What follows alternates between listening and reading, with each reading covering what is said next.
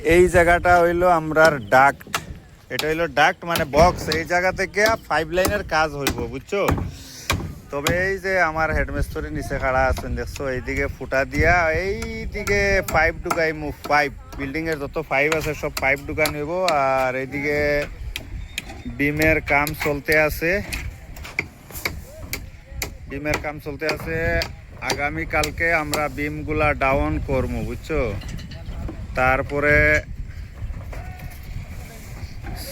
ছাতের মাঝে আমরা পেপার বিছাইমু, বালু দিমু, তারপরে রড বানমু। আর ওইদিকে ছাতের মাঝে রড বানতে আছে, উপর দিয়ে যাওয়া তো সম্ভব নাই, বহুত একটা অসুবিধা হয়। ওই যে এইদিকে কাম চলে, জুম করে দেখাই। এই যে দেখো ছাতের রড বান্দা চলছে।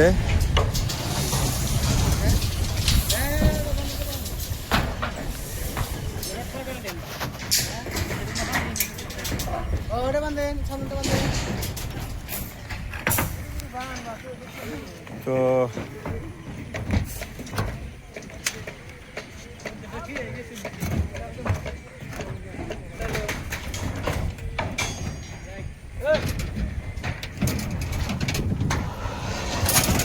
পরবর্তী আরো আপনাদেরকে দেখাইতে আছি ছাতের রড বান্ধা কিরকম হইতে আছে।